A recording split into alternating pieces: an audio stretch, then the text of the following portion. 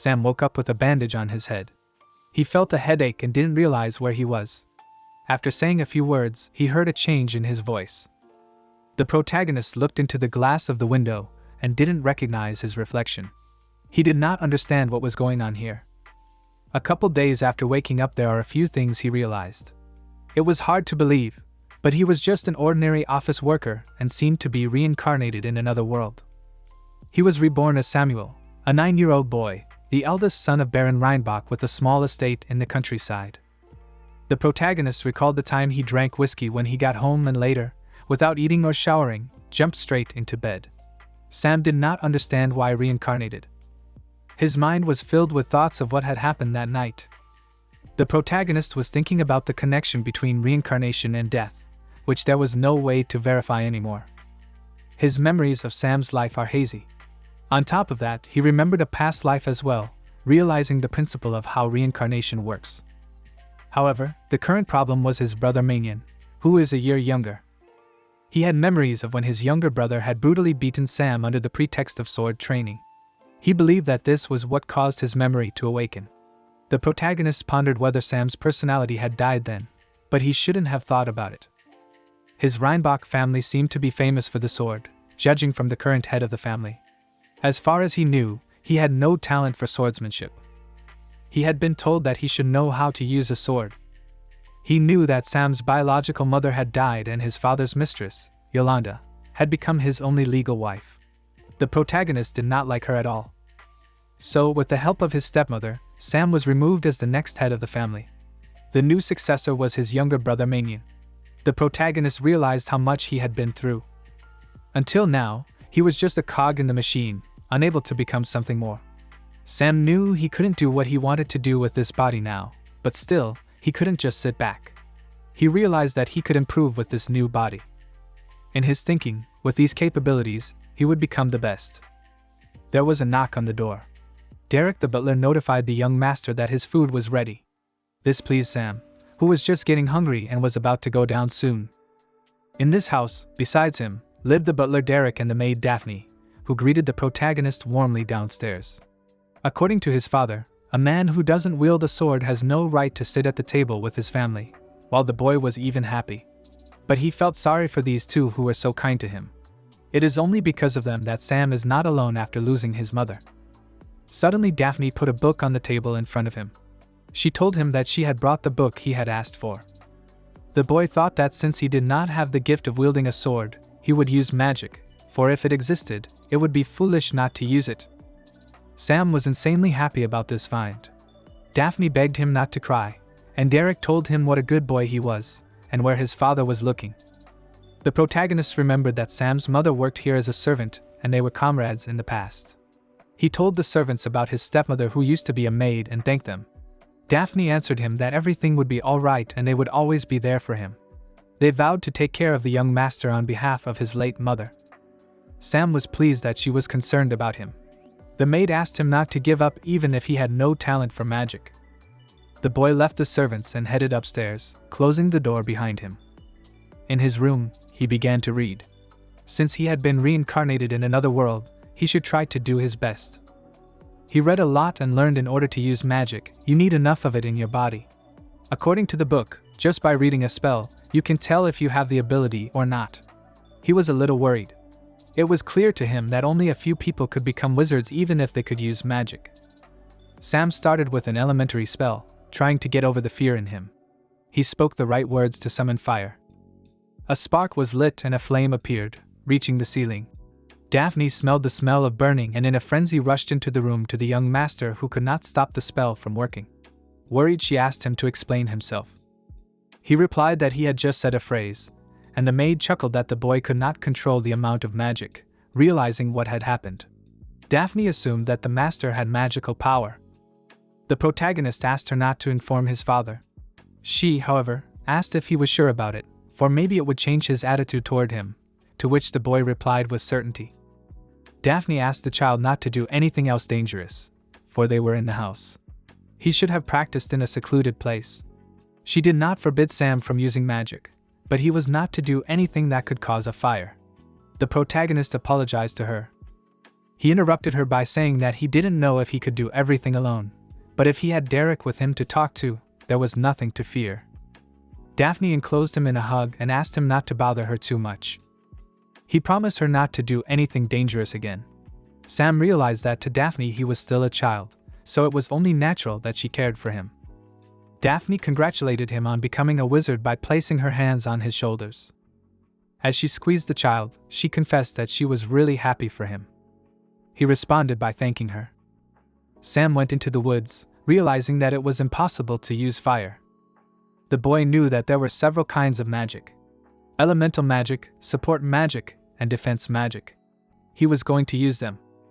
This time the protagonist tried to strengthen his body with magic. The boy thought that if he succeeded, there would be less chance of being beaten unconscious. He stretched his arm forward and cast a spell that magic could use to give him strength. Sam decided to jump, knowing that if his body became lighter, he had succeeded. The protagonist made the jump. A look of joy appeared on his face. He never thought he could jump like that. The boy decided to try his strength on a tree trunk, believing that hand-to-hand combat is more effective than sword fighting. He struck the tree with a shriek and frightened the birds. The tree splintered from the impact and fell to the ground. Sam didn't know he had a talent for magic, but he didn't realize if it was enough to fight. He found it hard to believe that such a power could fail. With it, he said, he could become an adventurer. In the same way, he felt no pain and believed it was because of the strengthening of his body. He realized that this was only the first step, but the question was how long he would stay in this house. Sam remembered that his father wasn't interested in him because he didn't know how to use a sword, and his stepmother wasn't brave enough to tell him to his face that he had to die. Manion was not even worth talking about. But he realized that there was no point in thinking about it. He must become stronger no matter what. At least he wanted his servants to be happy. He would be lonely without them. A large bear appeared behind Sam and rushed at him with a roar. The boy turned around in terror. He began to drag his feet away, not understanding where the bear had come from and realizing that he could not escape. The protagonist felt fear. He tried to calm down and stopped, for he was going to be the best. He thought about what he would do after he ran away. Would he go back home and cry? He had practiced magic, after all, and couldn't back down after something like this. Sam, being a short distance from the bear, gathered his magical powers into a fist. He was going to slay the enemy by aiming at it. The boy struck at the bear. The protagonist saw his opponent roaring in pain in front of him and was surprised. The defeated bear lay before him, which he found hard to believe. He saw a cut that turned out sharper than before and asked himself if he had won. Sam realized that it was possible to develop physically without limitations. He was glad that he had done so. The boy thought that maybe some other magic had worked, but at least he had won, right? After all, he had defeated the monster. He realized that with this power, he could travel the world and live freely. He had found the path he needed to follow. Sam was walking down a city street. He was fairly dragging 2 downed bears behind him. The boy realized that this was where it would end. Melia appeared behind him and called his name. She praised the protagonist, saying that he had been great today. He replied to her that there were 3 others in the forest, so they should keep working. Melia said that he wasn't the lazy type and asked him to rely on her. Sam thanked her for everything and admitted that the guild had helped him a lot. She didn't understand what he was saying. Melia noticed that the boy had been killing wild bears every day for a year now, so she should be the one to thank him. Sam was surprised that a whole year had passed since then. Melia asked to imagine how she felt when she saw an ordinary boy dragging a wild bear behind him, also with a servant girl, who at the same time said he wanted to join the Adventurers Guild. All the workers were against it. Then she resented that he was only 9 years old. He was also the son of a lord. Sam apologized for the inconvenience. At the time, she didn't yet know what he was capable of. Thanks to him, this town was now at peace. The girl said that she would work hard today to defeat those bears. Sam replied that he hoped she would and they would split the income as usual, for him and the orphanage. A boy living there exclaimed that he could eat a full meal because of them and thanked them for everything, calling Sam his big brother. The protagonist was happy for these boys.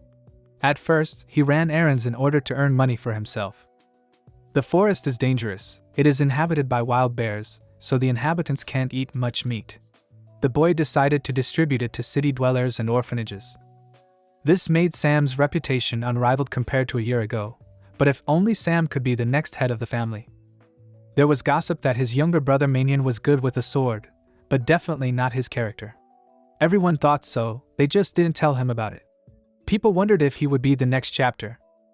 Not everyone in town was talking about it, but Sam was working hard to become an adventurer. He was 5 years away from adulthood. The main character realized that he needed to become independent sooner. He wanted to say goodbye to that house. Sam went back there and asked if Daphne was here, and she responded to his voice. He handed her a bag of money for the day, for which she thanked him. The boy said she had always been so kind to him. The maid replied that she was wondering what was going to happen. And now he had become a great adventurer, which the boy doubted. The girl, on the other hand, confirmed that he was only 10, but his strength was already comparable to a grown man. She would like Mr. Manion to learn a little from him. Her words caused the boy to laugh nervously. They were joined by Derek, who was looking for the young gentleman. He notified the boy that the master wanted to see him. Sam was surprised, for his father had ignored him all this time. The protagonist thought it sounded like something not so good was waiting for him, and Derek confirmed these words. The boy realized that he had to mentally prepare himself for his visit. The butler looked at him with a smile and addressed him. The servants confessed that they would always be at his side. Sam thanked them. The boy and his father met. The protagonist did not understand why Carius Reinbach needed him, or what might have happened. He thought he heard his father's voice for the first time. The boy asked what was wrong. His father noticed that Sam had changed and no longer looked like the man he knew. He needed to tell his son something. He stated that his successor would officially be Manion, not wanting to go into details. Sam reacted calmly to this. His son's reaction surprised Carius, to which he replied that he had nothing to say. According to the protagonist's assumptions, the old man thought the boy was about to get upset and sob. His father announced his invitation to the Viscount de Riddle's party to welcome his successor. This elicited the same reaction from the boy, for whom such an event was predictable. The angry man continued by saying that he was his eldest son, but he had no talent for wielding a sword, so he would not be the heir. The boy dryly replied that he understood everything and angered his father. He complimented that he was not a worthy member of the Reinbach family. But Manion is a very talented and clever son. He is adored by the servants and the townspeople. Isn't that wonderful? In his mind, Sam didn't want to be his successor. The protagonist thought that his father seemed to be confused. After a few seconds of silence, Carius decided to move on to another topic. According to him, he had heard that the boy had become an adventurer and asked if it was true. The boy was ashamed to admit that he had no talents. When Sam became an adult, he would leave home to become an adventurer and not block Manion's path, so now he was running errands, gathering medicinal herbs. He regretted what he had said, for he was trying to talk like father to son. He should have stopped, so he decided to go out. The boy slammed the door behind him, feeling ignorant. He wondered if he could endure another 5 years with his father. Manion appeared in front of Sam with a smirk on his face, who had overheard their conversation. The protagonist congratulated his brother on the fact that he was now the official heir. He wished him good luck and gave him a look of surprise. Manion asked what was wrong with him. Sam claimed that he was simply congratulating him on being the new successor. The younger brother took it as a joke and thought Sam was only arrogant because he was supported by the servants. The protagonist thought the latter wanted to see his reaction and decided to leave. Manion ordered him to stop, hysterically claiming that he was the next head of the family. He said Sam dared not behave so arrogantly toward him and swung his sword at him. Sam reacted quickly and turned around before he could grab his sword. The protagonist, surprised by his brother's dexterity, asked him if this is how he thinks worthy successors behave. Then he accuses him of something, then he beats him up. Manion asked him to shut up and let go of his sword. Sam didn't understand how this man could be a sword genius, and that fact seemed ridiculous to him. He also thought about the fact that he didn't strengthen his body. The protagonist honored his brother's request by letting go of his sword, causing him to fall to the floor. He asked if Manion was okay, who begged him not to touch him. The younger brother replied that he didn't need Sam's help and told him to get out of the mansion. He complimented that the father wanted to keep the boy regardless of his worthlessness, but Manion is not so stupid. He continued to drive his brother out of the house. Sam agreed with his brother's opinion and stated that he was going to leave tomorrow, and after briefly thinking about it, he decided to leave right away, even though Manion had asked him to stay. The protagonist happily reflected on the fact that he didn't have to wait until tomorrow, not realizing how he didn't realize it right away. But first he had to talk to Daphne. As he had anticipated, Daphne firmly refused him. She protested, not understanding how her master could do such a thing. Sam, however, objected that Manion had said it, not his father. The maid called him an asshole, but not by name, which surprised the boy. The protagonist explained that he and Derek know that he doesn't want to stay here, after all. He doesn't want to leave because of Manion. Daphne wanted to contradict him. He knew it was dangerous, but he didn't want to stay in this house for another 5 years. The maid's eyes reflected despair. Sam added that he would certainly miss Daphne and the boys, but he didn't want to live in a place where he was bullied. He threw himself into her arms and apologized. The boy clutched her work uniform tightly. Before traveling, Sam asked if anyone else knew about it. Derek replied that he needn't worry. The maid handed him a bento. He promised to keep it safe and thanked her. The butler wanted to make sure if the boy was sure he didn't need the money. He replied that he could not carry it away. They should use the money to benefit the people of the town. Sam was about to leave the house and promised to be sure to write to the servants. The servants bid him a wistful farewell and added that they would always be glad to see him. Sam responded by thanking them for everything. Holding on to the straps of a large knapsack, he set off. Looking at the map, the protagonist was going to visit the royal capital for starters. According to him, the only thing here that could be connected to other worlds was the dungeon. But was there one here? One would be able to run many errands in the guild there, and perhaps even enter the Magic Academy. He hadn't heard of the hero and the Demon King either. He would like to meet them. He realized that he had been living here for a year, and this world was not a dream, but a reality. Reaching out to the sun, Sam reflected that all the people here were real, and he had become Sam and was real too. Therefore, he wanted to explore this world on his own, with his own eyes. He was looking forward to it. Suddenly, the boy heard someone sighing. The protagonist assumed it was human breath, which was rather faint. He heard it through heightened perception, so there was no doubt. The boy went toward the sound. Sam peeked behind a bush, asking who was there. In front of him was a heavy-breathing girl. She sat by the tree and surprised him. Sam was surprised by the presence of a man in this forest. He looked at the girl, who seemed beautiful to him, and turned to her. She opened her eyes. This meant that the girl seemed to be conscious. He noticed that her eyes were strong. It seemed to the boy as if fire was blazing in them. He leaned over to the girl and leaned his palm against her cheek. Sam asked if she was all right and immediately regretted it. The girl made a sound. He rejoiced, saying she needed medical attention, while she grabbed his clothes and pulled him to her. The girl pronounced her stomach empty and surprised Sam. She saw the bento in front of her and, exclaiming, thanked him for the food, not thinking she would faint from hunger.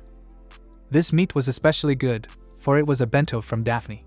The girl apologized to him, since she thought she could whip up a meal anywhere, but she had taken it and forgotten the ingredients. Sam asked her how she wanted to cook herself something if she didn't have any items with her. The girl admitted that she owned a magical inventory. It was the first time the boy had heard of the existence of such an ability. She complimented that this thing is quite rare, so it's normal that he is surprised. The girl almost forgot that she needed to introduce herself when the protagonist was bothered by the bento she ate. She called herself Yuar-Shite, the genius wizard. Sam thought the girl seemed to be the kind of person who praises herself. He introduced himself as Samuel, but she could have just called him Sam. Yuar-Shite liked the boy's name, shook his hand, and suddenly froze. The girl called him boy, who in turn objected that he was Sam. She grabbed his shoulders and gave him a puzzled look. Yuar-Shite moved closer to his face. The girl apologized for looking without asking, but the boy had quite exceptional magical abilities. In addition, he had a penchant for unique strength. He was one of those talented people she was looking for. Sam asked if that was true, but she confirmed that she wouldn't lie. Sam was surprised that he possessed such a talent. Yuar-Shite announced the happy news with an exclamation. The girl commanded the boy to rejoice, for she, the brilliant wizard Yuar-Shite, was taking him as her apprentice. She waited for his answer. Sam hesitated, but the girl took it as assent. He asked her not to be willful, even if she suddenly said so. It's fate. Yuar Shade pointed her hand toward the exit of the forest, saying that the path of power spread out before his eyes. And she is the one who will completely light the way for him. The boy thought her words were like the truth, but doubted his destiny. However, he still wanted to believe her, so he must see the proof. Sam's words surprised her. The protagonist asked for a demonstration of her power to him. Yuar Shade was interested in his request. The girl admitted that it was the first time the boy had called her some kind of monster, and told him to try not to be blinded by her bright light. Sam asked her not to say afterward that she couldn't move properly because of overeating. This made Yuar Shade furious. She decided to show him how quickly she digests meat. They both got into a fight. Sam wanted to throw a punch. A smirk appeared on the face of the girl watching the boy. At this time Yuar Shade was about to answer him. With her magic, she made the roots of the tree wrap around Sam, letting him know that his strength was not enough. They pinned the protagonist against the tree. The girl said that there was indeed a colossal amount of magical energy in it. But it's of no use if he doesn't know how to use it properly. Yuar Shade asked if this could be considered proof of her power and held out her hand to him. Sam confirmed her words. He relied on Miss Yuar, who asked him to call her teacher. From that day forward, the boy belonged to her. Sam responded by agreeing. The girl questioned whether that was why he had left home. He complimented that he regretted nothing, not intending to tell her about the rebirth anytime soon. Ms. Yuar asked why he had not used the ability during their fight. The protagonist couldn't even think of possessing any powers. The girl admitted that it was no surprise that he didn't know it. After all, magical power is as rare a thing as abilities. Sam eagerly asked what ability he possessed. According to Ms. Yuar, his power was called a dissector. The protagonist was surprised to repeat its name. She had no idea what his ability was. The girl thought the power specialized in cutting. She assumed Sam would become invincible if he picked up a sword. The boy became upset, and she asked why he was sad. Ms. Yuar complimented that there is not yet a swordsman who has the ability. Therefore, if he honed the ability, he could become the best knight in the world. Sam was sadly about to confess to her. He said that he did not know how to handle a sword at all. The girl replied that she actually didn't understand much about the sword either, so he should show his skills first. Sam hesitantly agreed. By his actions, the protagonist showed clumsiness. Ms. Yuar called it just a total failure. His level is so bad that she wanted to cry. The girl asked not to be discouraged. After all, it wasn't just a sword that could cut anything. The boy asked what she meant. Ms. Yuar replied that it was simple enough. According to her, you can use magic to cut something. Sam realized that he needed to use magic like when he first overpowered a wild bear. The girl said that by using an element, Sam could change its shape and power. The element of fire, the element of water. It is all possible to transform it as he wishes. For example, creating a sword shape out of fire, as she had clearly demonstrated. And of course, he could also use it to strengthen his body and, say, use his hand as a sword. In this respect, magical power is unrivaled, it is only limited by his imagination. She complimented that of course one must practice magic before doing so. However, first they need to do something about his sadness and pessimism. The girl asked if he would go with her. The boy clumsily ran after her. Miss Yuar announced that from now on he would be kept busy all the time. Sam couldn't stop thinking that this was indeed a fateful meeting. His teacher promised him that he could one day surpass even her, the great wizard. She immediately brought the apprentice down, telling him that he must carry his own load as a training exercise, despite her ability to. Sam was angry about the punch, which Yuar really went overboard with this time. It had been 4 years since he'd been her apprentice. It had been a hell of a lot of training all that time, which still managed to toughen him up. But at least he could tell that every day was still going great. Sam thought that maybe he shouldn't have overreacted so strongly to Manian's words and left the house. He wondered what his brother was doing now. He had been getting fewer and fewer letters from the servants lately, so he was beginning to worry. And yet, having crossed the sea and being in an eastern island country called the Land of the Sun, they were quite far from home. They combined training and traveling the world at the same time. According to Yuar, this place was the center of fire magic. The boy found similarities to Japan in this country. Sam heard the familiar music. Although she says so, the whole environment reminded him terribly of the Edo period. I guess the difference between it and the real Japan was that there were still monsters appearing here. It was rumored that they were like demons here. The protagonist was eagerly waiting for the teacher. He didn't understand where that UR had gone. She said of course she had a trifling matter to attend to, but she shouldn't go alone like this. Sam heard strange noises. It was some kind of noise on the road. He decided to check it out. The boy saw an argument between two men who could not share a girl. One claimed he was the first to find her and asked to go with him. Sam didn't realize whether it would be all right. He realized she was being molested, so he decided to intervene. The protagonist asked to let the girl go. The men reacted with disdain to his words and asked him to get out. Sam did not back down. The two men began to threaten him. The boy ordered them to take their hands off her. The insolent men didn't take him seriously and laughed, determined to get back at him. Sam decided to separate them himself. This surprised the others. He picked up the girl and carried her to safety, asking if she was all right. She replied that she seemed fine. Sam decided to go back to the men, but the girl didn't want to be alone. He told her to stand back or she would be pulled in two, and asked her to leave everything to him. She relied on him. The boy looked at those two men, thinking out his plan of action. One of the men assumed Sam was using magic, for he was able to react to his unexpected blow. The protagonist realized that things were not going to be easy, as they decided to team up. Men with daggers appeared in front of the boy and confronted him in a fight. He noticed that they acted quickly, aiming for the neck and leg. It seemed to him that they were too synchronized. Sam tried to strike them with magic. His action stopped them. On another collision, the boy realized he didn't have time to cast a spell.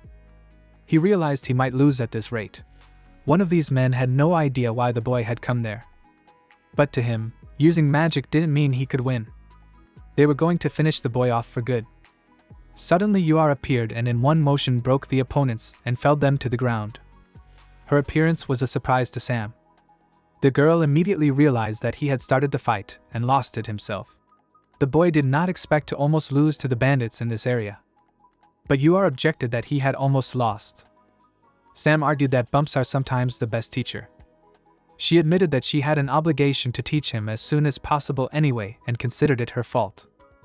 The protagonist asked what was wrong with her while she taught him a lesson with a flick on the forehead. The use of magic on him made Sam angry, but the teacher was still holding back. He apologized to her for not being able to wait for her without incident, but the girl asked him not to take it personally. She was no longer angry. The most important thing was that he was all right. Sam decided to ask her a question. He asked what duty she was talking about.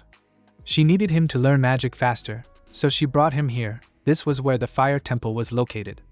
The teacher knew the theory, however, he should see the full picture of what kind of mages there were in general. The protagonist objected that there were hardly any that were stronger than her. She also added that most mages don't like hand-to-hand combat, preferring to fight at long range with water magic. It is a kind of wizarding etiquette.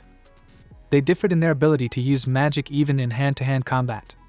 According to Sam, those rascals were quite strong in close combat.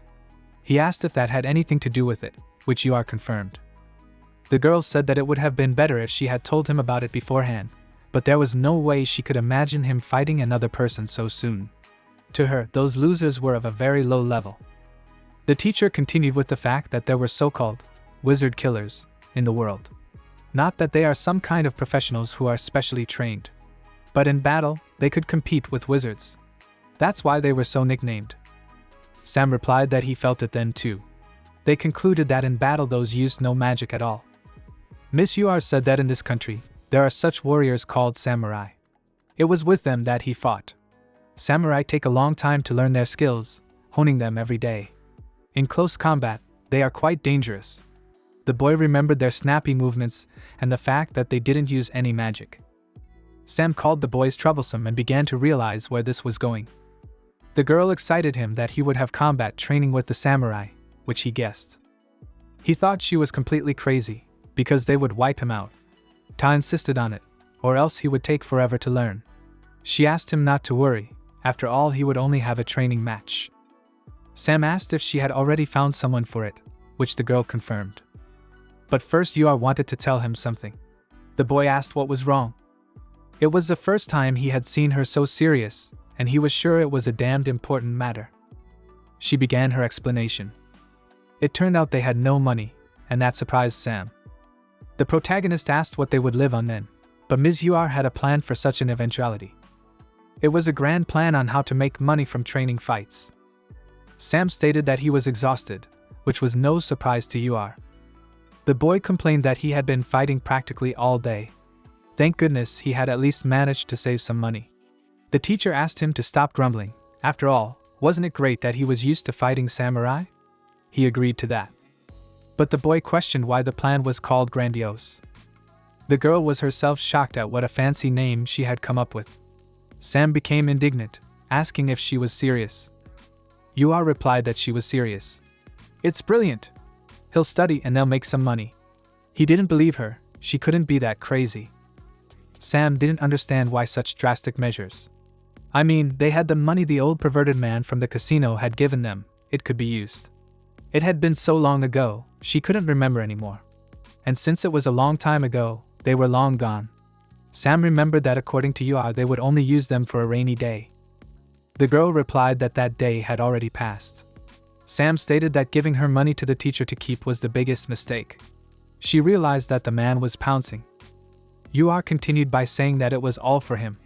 Who was to blame that he still hadn't learned to fly? But it was an offense to fly into the country illegally, as the boy had said. And he could fly, just not for long. Sam finally asked what she was up to. The teacher had been waiting for that wise decision, which was to be expected from her student. Not to say he was pleased at these words. She explained that the one would be fighting the same kind of bandits that had been recently. Preferably, they would be samurai. And then, they would have a training tournament. If they defeat him, they'll get prize money. If not, they'll pay for losing. She asked if he had a clue what was going on. Sam didn't think he could handle them. But the girl was sure he would. After all, there would be opponents who would underestimate the kid. He didn't like the fact that she thought he was small. Besides, it would be nice if he lost sometimes. After all, if he loses, that's when her exit will come. And if they couldn't beat her, they'd pay double. Sam thought she was the devil. Exhaling, he replied that he understood. In the end, it all went well. Thanks to that, he was able to understand how they fought. And he made some money at the same time. It's good that everything ends well. Suddenly, a man appeared behind him and called out to him for a moment. Sam wondered why the man had approached him. Or maybe he wanted to challenge him to a duel. If so, he seemed to be too late. The boy knelt down in front of him. The boy had no doubt that it was Dajiza. The boy introduced himself as Unsei Tadamaki. According to him, he had seen the boy's strength and therefore begged for a favor. He asked to borrow Sam's strength. The protagonist told him to get up. According to him, a true samurai should not kneel down to beg for help. Sam was going to listen to him. The samurai confessed that he was serving the head of the Cheyenne clan, and it was his fault that Fumi-sama had run away from home. This news stunned the boy. Fumi-sama had been growing up in extreme austerity all this time. Therefore, she hardly ever left the house.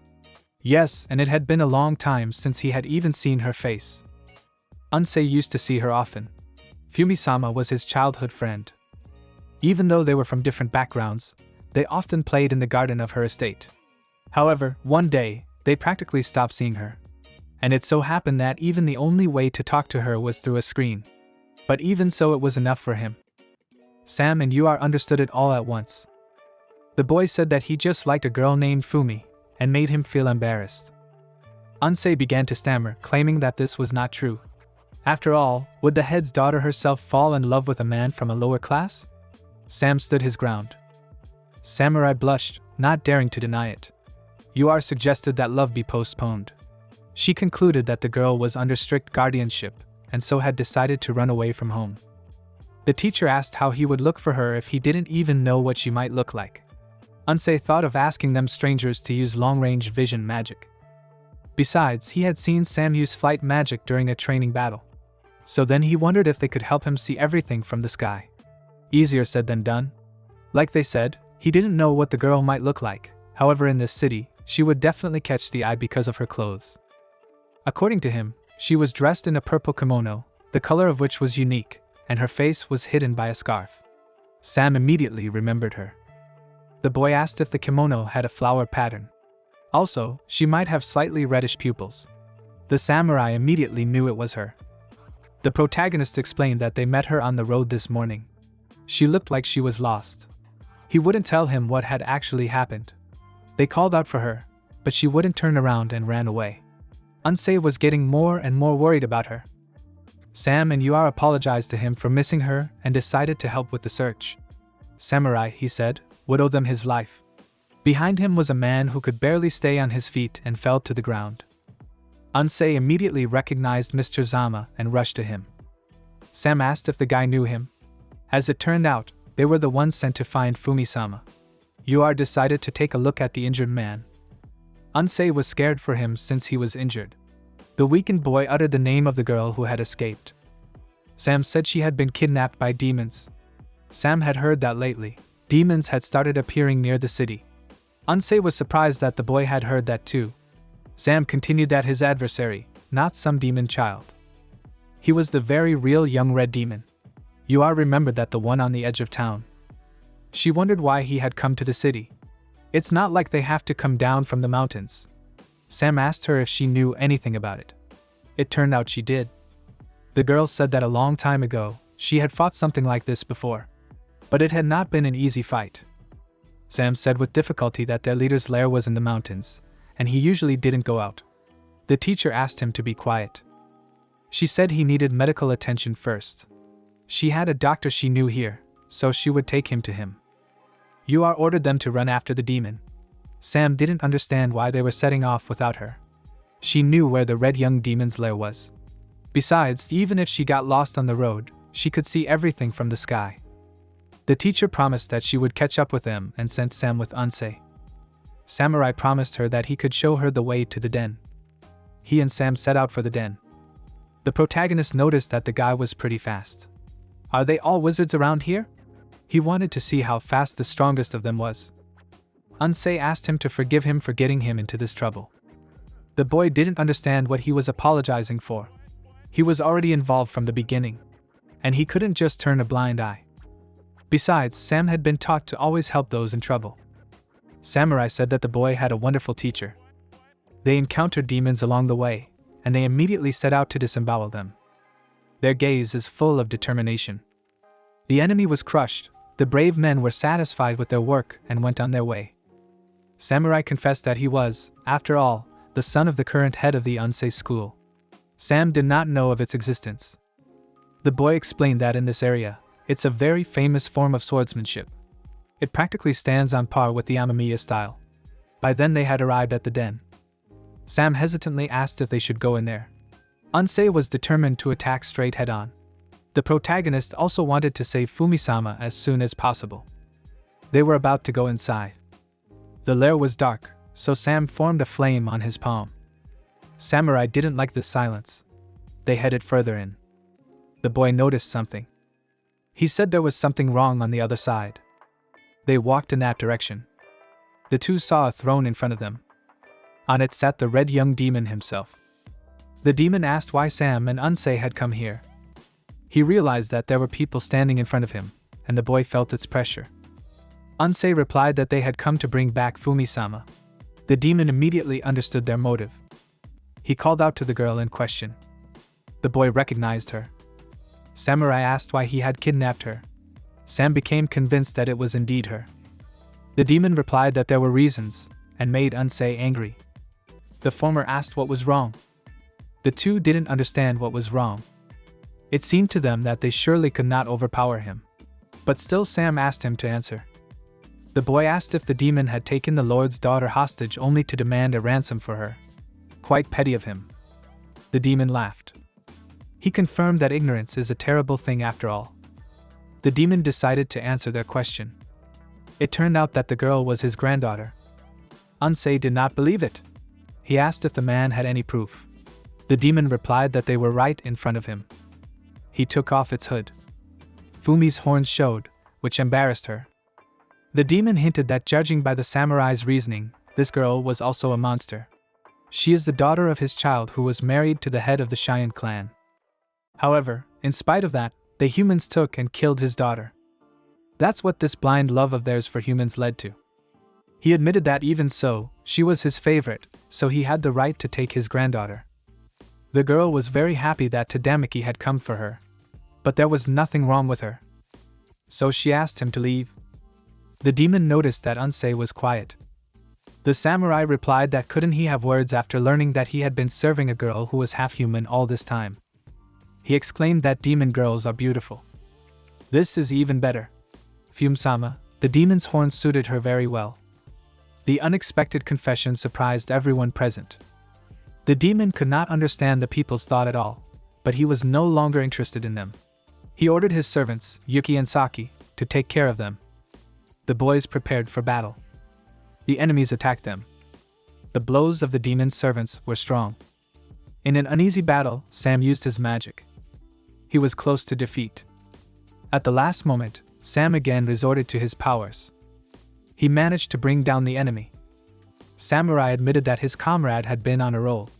The boy objected that he might have only slightly hurt him, and asked him not to show off. He hoped that would be enough for his enemies. Suddenly the enemies attacked again. One of the servants was quite close to Sam and struck him. The protagonist realized it was an illusion. Unsei used his sword using his skill. He crushed his opponents with a final blow. Sam looked with pleasure at the demon's servants who had asked for it. The boy said that because each of them had only one eye, they had difficulty seeing everything in the three-dimensional world. This they took advantage of. The two began to wonder what they should do about the demon now. From the darkness of the lair came a sound. It was Yuar, who had arrived after all this time. She apologized for being late. Sam thought it was safe to worry about nothing now. He noticed as if something was wrong with the demon. Tears streamed from the demon's eyes. He recognized the girl immediately. Yuar shade-bound the demon, glaring at him with displeasure, while the samurai rushed toward his beloved. The demon told the teacher that he did not understand what was happening. The girl asked if he had forgotten what he had said then. She had been teaching him lessons for a very long time. Fuma tore toward Sam, exclaiming that it was fate. She wanted to thank him from the bottom of her heart for saving her back then. Sam called it an accident, and not fate at all, and asked her to get away from him. Unsei was indignant that this was unbecoming of Sam Deno. They realized that he was here when he wanted to untie them. The girl called Samurai a nerd. The boy didn't understand where she had gotten such inappropriate words. The teacher turned to Sam. She said he had a great attitude while stroking his head, so he could be proud of himself. Yuar Shite said she had made a magical contract with the red young demon to keep him from making a mess.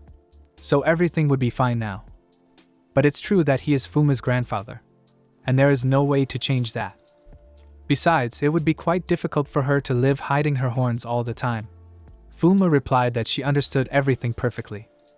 She knew that she was born with this sin, and was prepared to carry that burden for the rest of her life. The samurai countered that this was where she was wrong. Yuar continued that it is a curse that is inherited from the ancestors. However, the important thing is what she will do next. According to her, sin is not something that is brought upon us by God, it is brought upon us by humans. She advised her to follow the right path in this world as a man with horns. Only she, the child of a man and a demon, can do that. Fuma took her advice. Sam was approached by Unsei, who seemed to have come to see them off. In fact, the boy wanted to thank them. The boy showed his desire to meet him again. Samurai hoped that he and Yuardano would be fine, and made Sam blush. During the trip, the protagonist thought he had a different relationship with her. Suddenly the teacher fainted in front of him. Sam sat at the table next to Yuar lying on the bed. The girl woke up and called out to the boy. She realized that she had fainted after all. The boy asked her not to make that face. The teacher admitted that it was all right now, it was a common thing. She pulled the blanket higher and turned away, asking for time to rest a little longer. Sam understood her. He assumed she was sick. But after all, it had never happened to her in those 4 years. Or maybe he just hadn't noticed it. Sam became desperate. He sat motionless in front of the girl.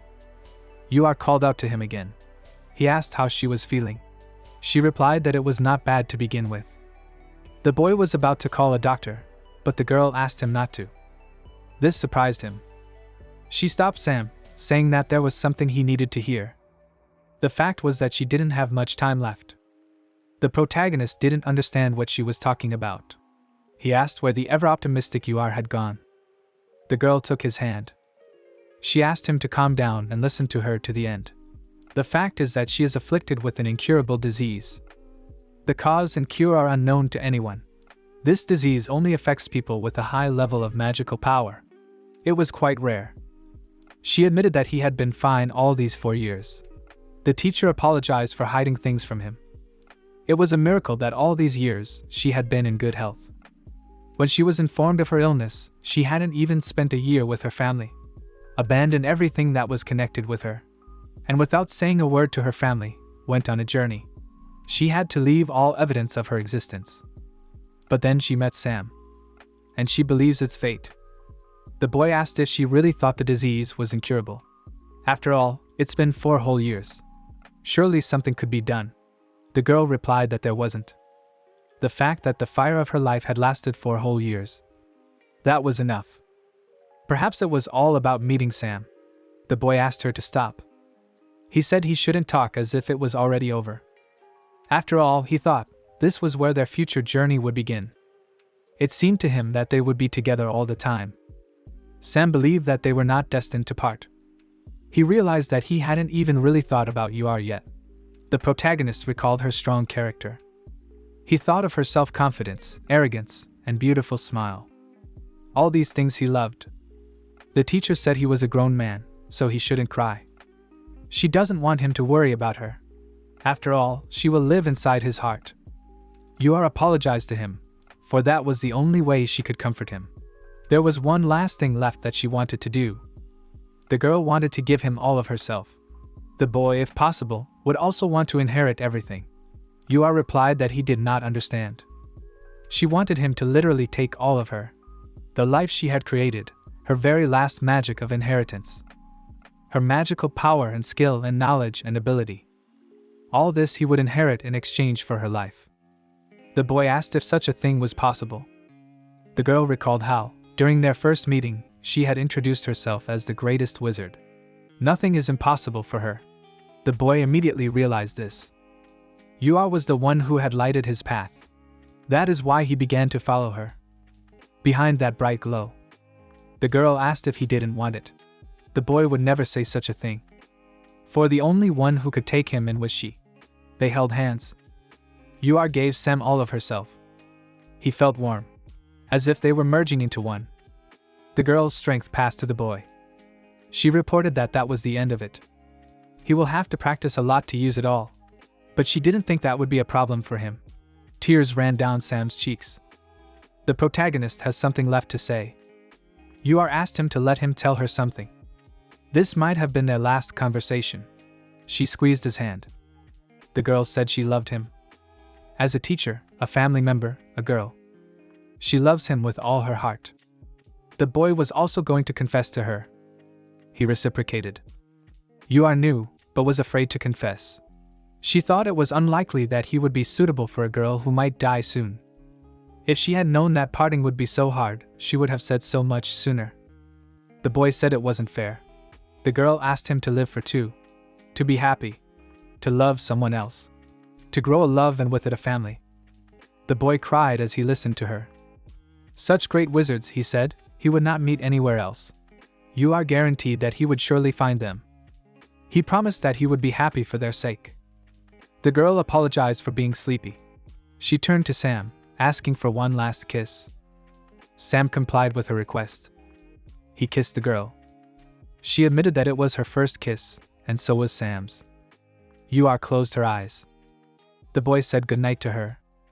Boy carried the wrapped body of a girl to her house. He thought about her. In front of him, Sam saw a letter addressed to him. It was a will. The protagonist realized that he knew nothing about her. Not her full name, not that she was ill, not that she was the court sorceress of the Kingdom of Sky, nor that she was the eldest daughter of the Earl Walker family, nor of her feelings for him. It would have been far better if he'd asked sooner, but he would still fulfill her errand. He was going to take Yuar's body to her family. There was nothing but luxury in front of him. He didn't even know who to turn to. The boy was spotted by one of the servants standing guard. He said that this was the estate of the Earl of Walker and asked what he was here for.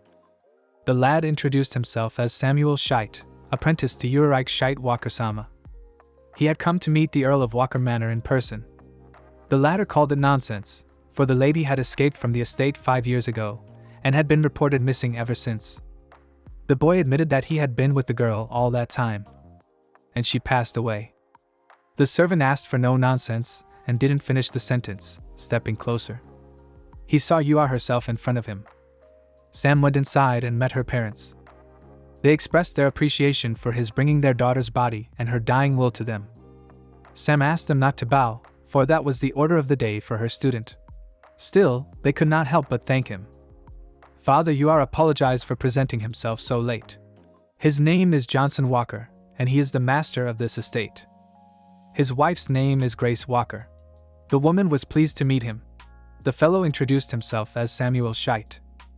But they could have just called him Sam. Johnson said he read a letter from his daughter that said the main character had inherited her magic and essence. The man concluded that the boy was very dear to Yuar. Sam replied that if that was indeed the case, he was happy to hear that. The father could not have thought that this rebellious girl would get such a disease and might even have an apprentice. As her parent, he felt nothing but contempt for himself. Sam replied that it was unnecessary, since he had been with her for 5 whole years, and in that time had not even noticed that she was suffering from the disease. He berated himself for not recognizing her ailment sooner. Grace asked him not to blame himself for it. On the contrary, he deserved thanks. After all, they would now be able to hold the funeral.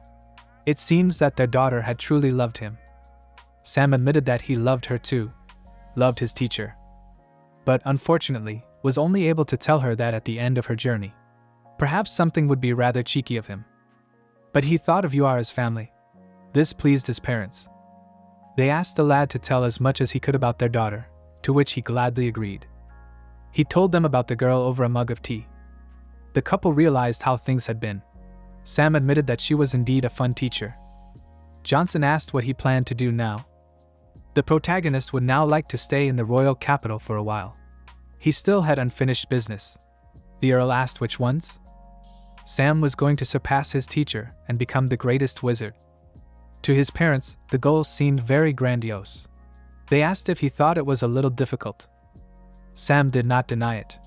For starters, he aspired to become the court wizard of this country. Grace said that Ulrich also aspired to become one, so his goals were the same as hers. For the protagonist, it was only a passing grade. After all, he aspired to become the greatest wizard in the entire world. Johnson liked his motive. The woman offered to make the royal capital his stronghold and live on their estate. The fact that Yuar had written in a letter for them to take care of him. So she asked to be allowed to thank him at least in this way. Johnson said not to worry about it. He offered to let Sam be their family's wizard. Guy asked if he was sure of his decision. Grace complimented that they also have their daughter's seal. According to the Earl, it would be a shame for them if another house took him in. The woman said that fortunately they are a family with a large lineage of wizards. In addition, also have the title of Earl. And my husband serves as a deputy squad leader in the 1st Magical Army. It seemed to her that this would be a great support for him. The boy asked why they were willing to do this for him. Since this was their daughter's last request, they wanted to fulfill at least hers. Sam realized that they were really Yuar's parents, after all. He relied on them. The Count decided to introduce their daughters. After all, from now on, he would be living with them.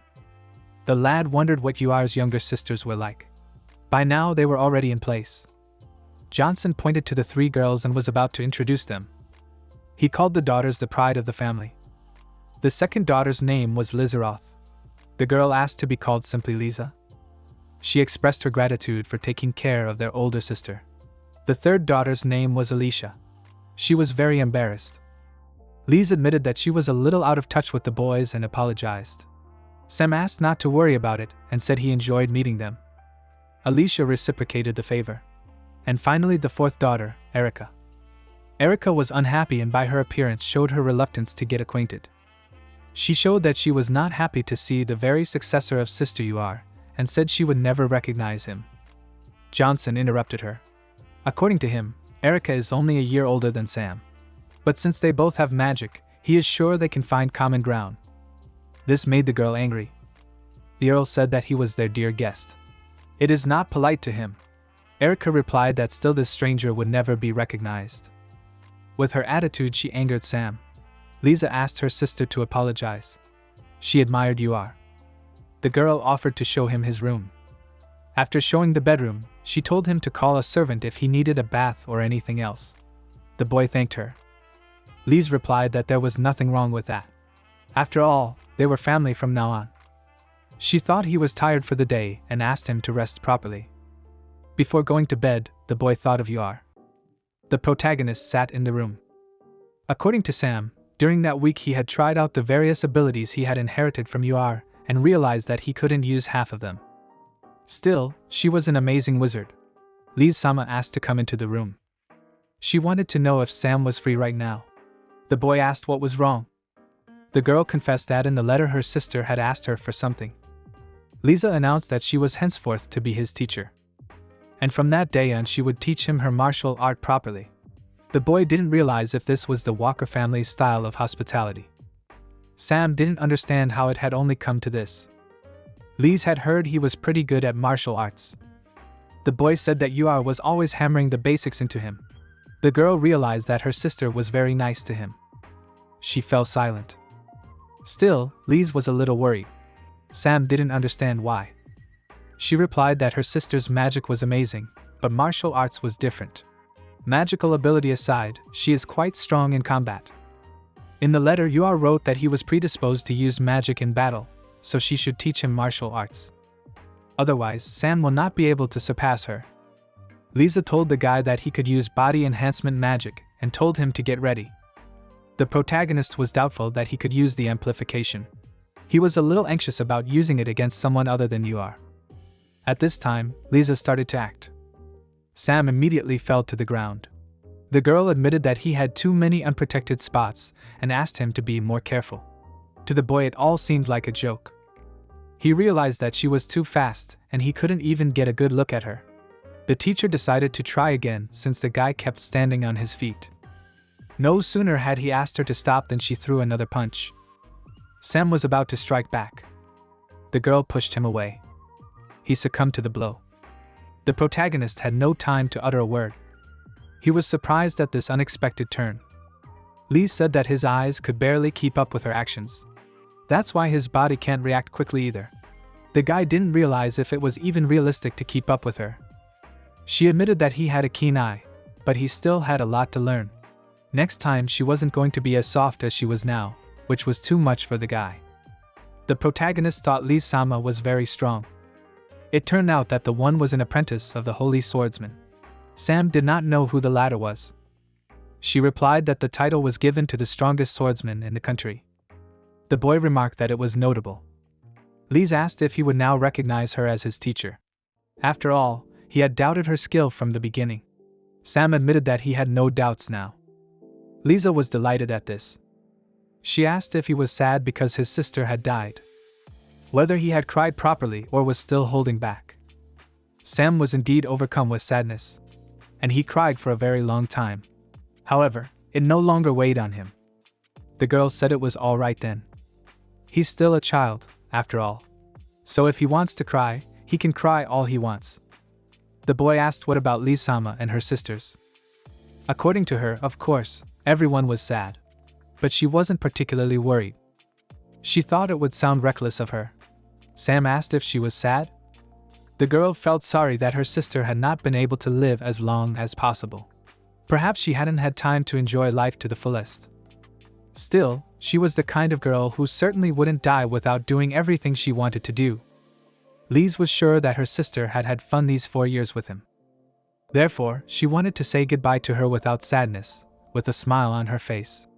Besides, that was probably what her sister wanted too. Sam felt she was right. Lise admitted that she was really jealous of her. The guy didn't know what she meant. The girl said the conversation was over and they should continue their training. Sam didn't want to train so soon. Erika appealed to the protagonist to come with her. He didn't understand why she spoke to him after 2 whole weeks and asked if she had plans for today. Erika said that just because his older sister was coaching him didn't mean they would be friends. Sam replied that that was not true at all. She didn't care at all. She ordered him to follow her. The girl was going to go to the guild. There were far fewer people here than Sam thought. It seemed to him like it should be bustling with life. She said that the guild was small only because the royal family represented it in the capital and asked if he didn't even know that. The guy was uncomfortable. It seemed that in the dungeon, Erika wanted to expose his true face. Sam said he needed to get this over with and go home. He was shouldered by a guy of stout build who grudgingly said he was in his way. The stranger was insulting the common people. Sam tried to remain calm as he could only make things worse. That guy insolently approached a girl working in the establishment. The protagonist assumed that this pompous some aristocrat. The girl asked him to get in line like everyone else. This made the guy even more angry. He asked if she wanted him, the eldest son of the Count, Ranjaguri Dorgan, to stand in line with the commoners. His behavior shocked Sam. It's the same cliché when a rich aristocrat shows up. The girl replied that those were the rules. The guy figured she was resisting his orders. As soon as he told her daddy, she would be kicked out of the guild. He demanded to know her name. Sam was clueless as to how the guild treats the children of aristocrats, but apparently it only causes unnecessary trouble. He's resigned to it. Suddenly, the protagonist heard Erika's voice addressing the aristocrat's son. She said that he was only causing trouble for everyone. The girl hinted at his stupidity since he didn't even know about the existence of the line. She could not believe that she was hearing such a thing from the son of an aristocrat. It hurt him. Sam asked Erika to calm down, but that didn't stop her. She stated that she hated spoiled types like that guy the most. He turned to her rudely and had something on his mind. He said that for a commoner she had quite an impressive body. She asked him to stop ogling her. The aristocrat's son challenged Erika to a duel. Sam didn't know what he was talking about. The arrogant man went on to say that she was the one who was picking a fight. Erika accepted the challenge to duel. Sam asked them to stop. He exclaimed that she should not give in so easily to such provocation. The protagonist realized that that rascal was clearly up to something. He called his servant a boor. The aristocrat's son concluded. If Sam is so worried about her, then he challenges him to a duel, too. It was a fight that could not be avoided. Erika objected that there were 3 opponents, and there were only 2. The aristocrat's son replied that she was the one who wanted the fight, so she should have known what she was getting into. He asked if she was already afraid. The girl was indignant. The guy asked if she had any objections. Erika didn't care even if they all attacked. It seemed to Sam that Erika-sama seemed to have completely lost her temper. The opponent said that since this duel was being held in the guild, it would be considered official. In other words, the loser must fulfill the winner's wish. And if he wins, they will both become his slaves. This angered Sam. The boy asked what those terms were. Erika asked him to shut his mouth and agreed to the terms. Since that's what he wants, that's the way it's going to be. Sam hinted to them that they were putting him in there too. After all, such duels are a relic of the past. The girl said that if they won, it would be all right. The aristocrat's son chuckled contentedly. He asked them not to be offended if they suddenly died. Sam realized that since he was in this, he would have to try harder. The enemy seemed overconfident to him. Did he look so weak? Although he felt nothing. Erika turned to the opponent so that he wouldn't regret later if he died. He asked the servants if they knew what to do. Those were ready. Sam motioned for Erika to go out alone. She didn't want to hide behind the back of someone younger than her. The girl asked him to watch carefully as she would tear them apart on the way. In that case, a duel of guild adventurers has been announced. Suddenly, she was suddenly broken. The opponent struck at Sam and knocked him down. Erika was knocked off her feet. Sam picked her up. He asked if she was all right. The protagonist thought it was a violation of the rules. They threw a punch before the signal to start the fight, and this right in front of the referee. The opponent laughed. He announced that Erika was now his slave. The servant announced that this was a violation of the rules and asked Dorgan-sama to stop. The guy didn't want some guild broad daring to order him around. Sam asked if he had planned this from the beginning. Dorgan grinned. The guy stated that since he is an aristocrat, he makes the rules here, as if he would fight a commoner as an equal. Dorgan ordered him to get out. Sam was enraged. The aristocrat was frightened. He used force, and a huge hand burst out of the ground. It grabbed the boy and his servant. The protagonist ordered the golem that appeared to crush them. Dorgan yelled that this was a violation of the rules. Sam replied that he would put those words back in his mouth. The hand squeezed them even tighter. The protagonist gave the enemy a choice: surrender and become a slave, or be crushed by him. Dorgan asked him to stop joking about not intending to become a slave. The servant said it was an official duel after all. The aristocrat had no intention of giving up. Sam was intent on making the final move. The enemy asked not to be killed. He surrendered. The guy let them go. Sam walked over to the waking girl. He was glad she was okay. Erica asked if they had won. The boy replied that he had taught them a lesson. They were not much of a threat.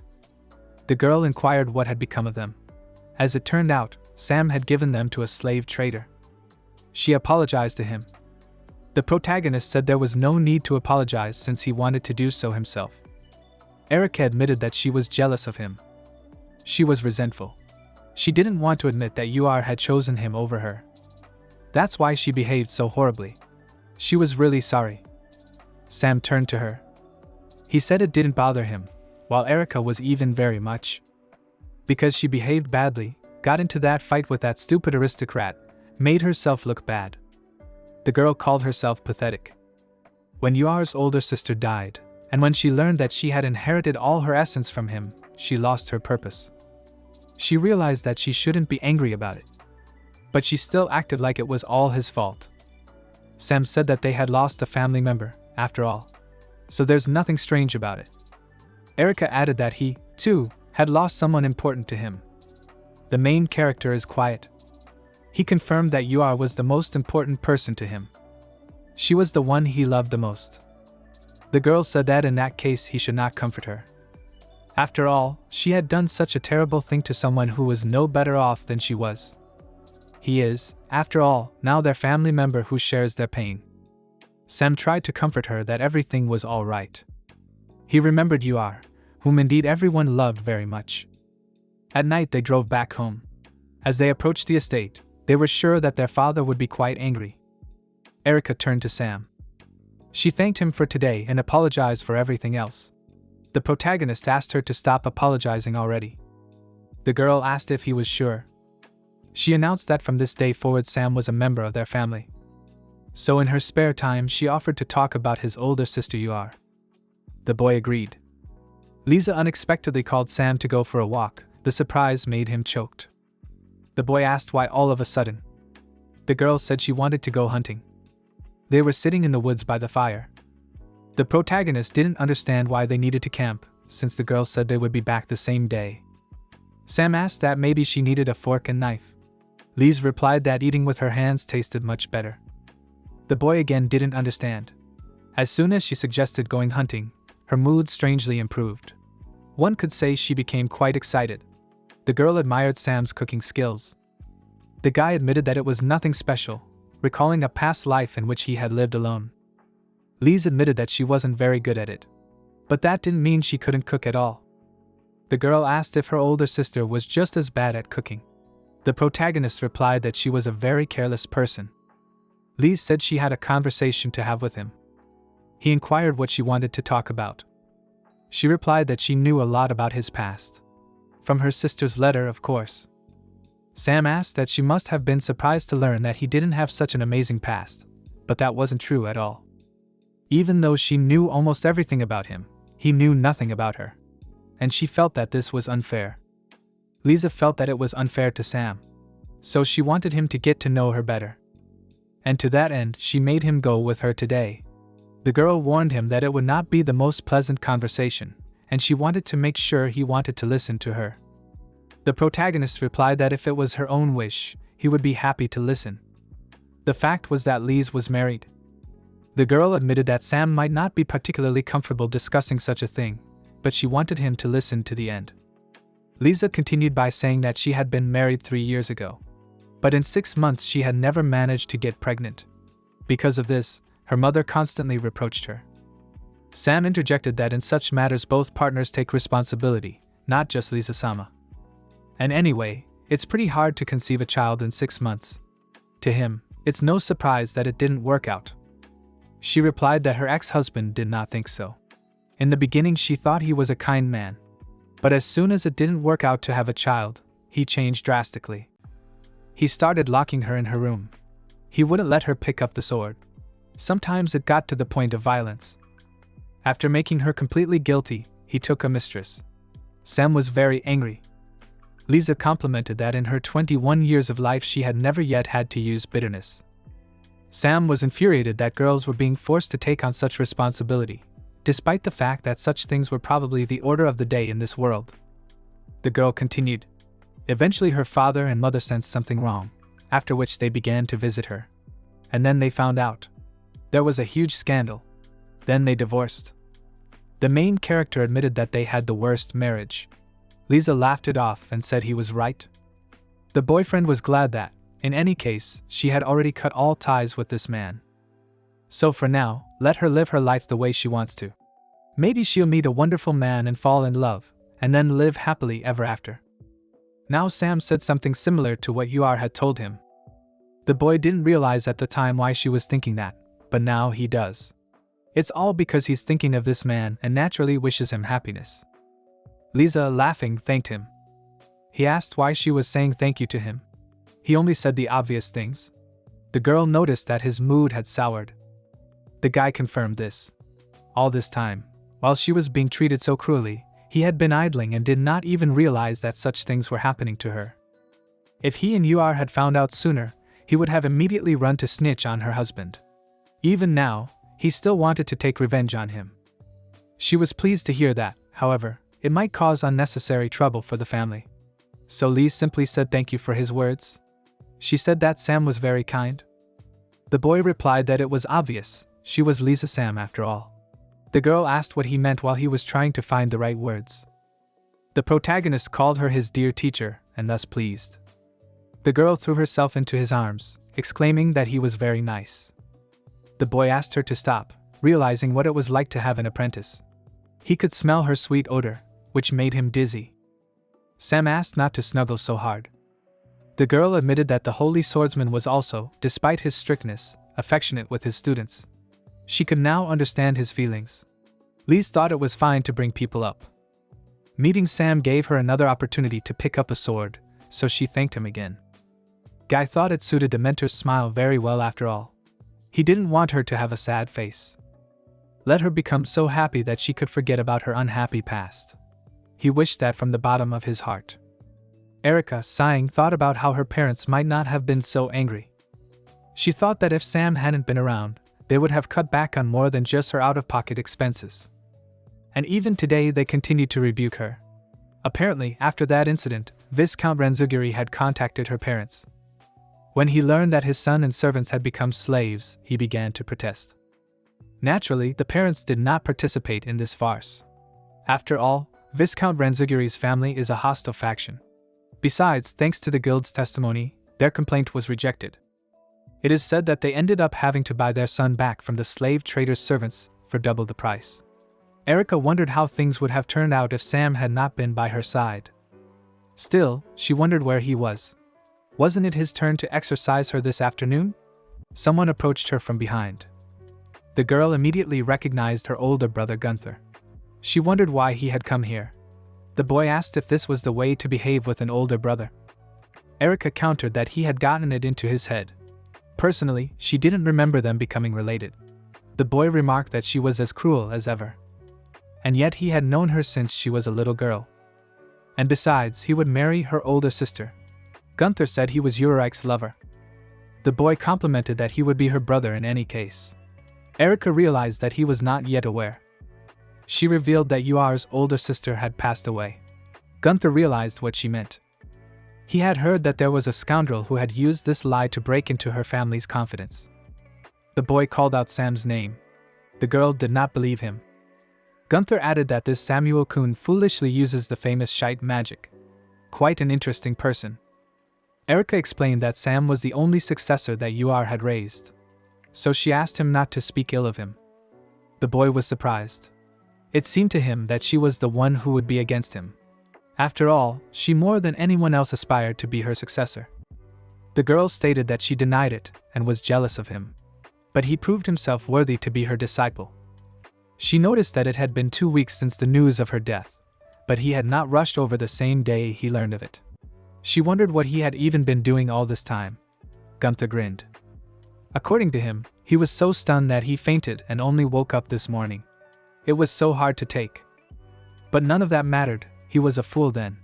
After all, there was no way Urarike could have died. For a moment he believed it himself. Gunther interrupted Erica by saying that it was time for him to meet his Urarike. This annoyed the girl. She explained that even the funeral was long past. Then he asked her to introduce him to this Samuel-kun. If she says that he really accepted everything from her, then he needs to meet him. The girl asked him to be no nonsense. Gunther explained that he just had an interest in him since he was recognized even by a sissy like her. He had originally planned to rip Sam to shreds, but after looking at her, he decided to change his plans. Now he asked to be escorted to his place. Erica was outraged. She wasn't going to let a psycho like him meet Sam. Gunther was pretty sure the man would want to meet him, since he was Urarike's successor and her apprentice.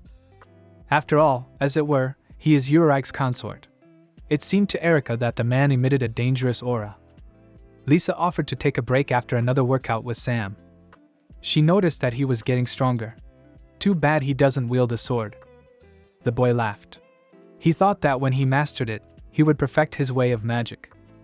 The girl thought the title of magical swordsman sounded cool. Sam confirmed it. The teacher added that after all, he is a boy. The protagonist realized that he must first succeed as a magician. He should aim for the position of court magician. Lise complimented that the highest-ranking mages in the country were given the special status of court mages. Sam said that Yuar was a court mage before she left this country, so he too would like to achieve that goal. That meant at first he had to win the magic tournament to be held in 3 months. The boy knew that they had 3 magic tournaments a year. If he showed his abilities there, he might be noticed. Lise said that the fastest way was to ask for recommendations from other court mages. She was familiar with one court mage, but there was a slight problem. At that moment, Gunther and Erica came over. The former said that there was no problem. Lise recognized him immediately. Gunther put his hand on Sam's shoulder. Erica asked what was going on. It was scary. The protagonist didn't realize who this handsome man was from whom such a hostile aura emanated. He called Samuel by name. Gunther could not believe it. He fell to his knees. The boy screamed. Erica ordered him to shut up. Sam looked at Lise with incomprehension. Erica asked him to ignore Gunther. The other felt Urarike's magic emanating from the boy. She had indeed died. Even he still couldn't properly feel Yuar inside him. He apologized, for he hadn't even introduced himself. The guy was Gunther Ignatz. He said that Urarike was his fiancée. Sam was shocked. Lise replied that he had made it up himself. According to her, he is a self-proclaimed fiancé. Gunther countered that she was really his fiancée. Erica said that only he said that, and her sister was not happy about it. The boy replied that she was just being shy. But it was impossible for the others. Lise apologized to Sam for Gunther, who was always like that. For the protagonist, it was much more than mere sympathy. Lisa complimented that he confessed to Urarika many times and each time he was rejected. He became more and more insistent. And it was beginning to look like stalking. He always comes to their house, just because their families are on friendly terms. He even searched his sister's room. She doesn't even remember how many times she and Erica had to kick him out. Gunther asked her to stop, as Samuel might misunderstand her. The girl objected that it was all true. Lise told him to get out of here if he did everything that was in his plans. The boy replied that his business was not yet finished. He wanted to talk to Samuel. According to him, Yuar's death was a great loss to them. But he inherited everything from her and became her successor. Gunther turned to Sam. The boy was going to take the protagonist as his wife. Everyone thought he was crazy. Gunther asked if they thought he was a girl. Toth continued that it might indeed sound strange, but he was sane. And he was accepting the fact that Yuar had left them. But right in front of him stood the man who had inherited everything from her. That meant he might well take him as his wife. So Gunther proposed marriage to Sam. The protagonist thought he'd lost his mind. Gunther went down on his knees. Sam asked what was wrong with him. Thoth clung to his heart, saying he had a chronic illness. He pulled out Urarike's underwear. The man began to sniff their scent. According to him, only she could heal him. Yes, he had been crazy about her since the day they met as children. His only goal was to become her husband, and he had constantly improved as a mage to stand on par with her, even kicking out his inept brother and becoming the next head of the Earl's family. He did not understand why she died and left him alone. Sam was amazed. The girls immediately realized that he had stolen his sister's underwear again. For the protagonist, it was disgusting. Gunther said that he apparently did not want to become his wife and called him a bad boy. Sam realized that if he did nothing, his chastity would be threatened. He asked if they couldn't stop him. The girls really wanted to, but he was too strong. They said that Gunther was a court magician of the 5th rank. Sam was surprised that he had that status. Thoth addressed the protagonist by calling him Sam, which didn't please the guy. Gunther heard that he wanted to become a court mage. He could recommend him for one of the court mage jobs. However, he wanted to see what Sam was capable of, so he offered to fight him. Gunther intended to support his wife, but he still wanted to see if he could master the power he had inherited from Yuar and his own magical talents. Sam increasingly thought he was insane. Gunther wanted to say what would happen if the protagonist, having inherited Urarike's power, demonstrated inept magic. Then he would kill him. The sisters asked not to listen to him, but Sam said it was all right. The boy was proud to be Yuar's apprentice. Besides, it's a good opportunity to learn how strong the court mages are. Sam declared his readiness for this challenge. Gunther told Samuel to stir him up properly. He asked if the protagonist was ready. Sam was ready to start at any moment. He realized that the enemy had used a barrier spell. Gunther replied that he was a master of barrier spells, and so far his shields had not been destroyed by anyone but Urarike. Sam said that he would be second. That was very brave of him. The opponent continued that he could only put up a barrier. He is not a fan of rough fights. Gunther said that if he could break through his defense, he would win. But he wasn't going to spare him. The man wished Sam good luck. The protagonist realized the prejudice he had against him and wanted to see how long he would last. He tried to strike at his opponent, but the latter prevented him from doing so. Sam wanted to be one step ahead. Gunther recognized that the guy was moving pretty fast, but not enough that he couldn't react. Sam was going to crush his opponent from behind. He failed, as Gunther's protective barrier would have prevented him from attacking him. No matter how fast he moved, as long as Gunther was inside the barrier, he wouldn't be able to touch him. Sam felt that destroying him was not a problem. Gunther called Sam's behavior very bad, but his speed and strength are impressive. Sam told him not to relax about stopping one of his punches. He added that they are both standing on the ground, but earth magic is useless now. The protagonist summoned flames. This surprised Gunther. He had never seen body-strengthening magic and flame enhancement together. Sam thought, if Yuar could break even the strongest barriers, then so could he. The enemy thought it was Urarike's combat attacks, but no. He had been trained by Lise. If you combine the strikes and fire attacks, the power would increase tenfold. But Sam didn't reach it. The guy realized that it didn't work either. This is harder than he thought. But it's too early to panic. He can prevail by breaking the barrier. In that case, he has a chance. Sam decides to make one more attempt. He wanted to try to break the barrier. The protagonist struck. Gunther noticed that he was indeed able to concentrate all his power in one point and had magic in surprising amounts. But not enough to break through his barrier. Sam had succeeded. Victory was his. Gunther tried to justify that his barrier had not been completely broken. He said that Sam had the same approach to battle as his mentor, never give up. Even seemingly simple magic can become a serious threat if one possesses tremendous magical power. Sam has yet to show its full power. Gunther asked if that was the case. He admitted that he seemed to have underestimated him. From now on, he would make his barrier as strong as possible. Guy wanted Sam to give his all to this battle. The protagonist wished his opponent the same. He asked if the courtyard was definitely well protected. Sam didn't want anything to happen to their family. Gunther laughed. He understood why the man wasn't putting his best foot forward. Gunther asked not to worry. The barriers protecting this place are his best work, meant for serious battles with Urarike. In his opinion, Sam will not destroy them, for he has only inherited the power of Uar. Gunther eagerly asked him to attack. The protagonist wanted to definitely try. He used magic. The guy moved toward his opponent and surprised him more and more. Sam asked to put all his strength in, as if he were putting his life on the line. Gunther recognized this magic. Sam applied his mentor's best technique. He cast a spell that pierced the barrier. Gunther saw a pure direct attack, a concentrated flame that only someone with great magical power could do. It was also a magical fire bombardment with high density. But Sam was not going to finish. He used magic again. Gunther objected that he wasn't as good as Urarike. The protagonist asked him to see for himself. He asked if he was sure he could hold his barrier and avoid harming others. Gunther asked him to stop. But it was too late. The girls watched the incredible spectacle. Lise could not believe that Sam was capable of such a thing. She wondered what was wrong with Gunther. She asked for the healer to be summoned, for his position did not allow for such a violent battle. The silhouette that appeared behind her said there was no need to. Standing in front of them was a naked Gunther.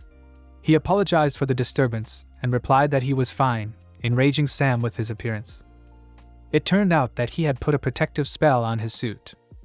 The protagonist said that he must now keep his promise. Gunther is obliged to take back the foolish idea of taking him as his wife. He agreed, since there was nothing to be done about it, and swore that Sam would not be his wife. Gunther proclaimed that he would rather be his wife. He added that it was Samuel, not Urarike, that he saw in him, and asked him not even to doubt it. Gunther promised that he would love the lad with all his heart. Sam wanted to live in peace. The sisters watched their argument in silence. They must get rid of Gunther before he could have a corrupting influence on Sam yet. Lisa asked why Erica seemed so excited. So excited that Sam won? Erica said she wasn't. She seems to have found someone she will be inspired by. They were joined by their father, who called what was going on a veritable riot. He's a magician too, after all. And he couldn't sit still after feeling such magical power. And it seemed that Urarike recognized it too. There was even more of her than he had imagined. The Count was glad that they hadn't destroyed the house. Lise agreed with him. Apparently, she had underestimated Sam. Johnson had the idea of keeping him under control in the magical army until he mastered his abilities. But Sam's power already surpasses his. Such strength is more than enough for the position of court mage. Like Gunther, he wanted to recommend him for the position. Lise was confident that Sam would be very happy with his recommendation. The Count said that it was not enough. The girl asked if he was sure. The man complimented that it was foolish to judge by age, but Sam was still a minor. That is unusual for a court mage. Many will be against. Lise speculated that someone else might recommend. Perhaps the commander of the magical army. Johnson wanted to ask Delight Shinator.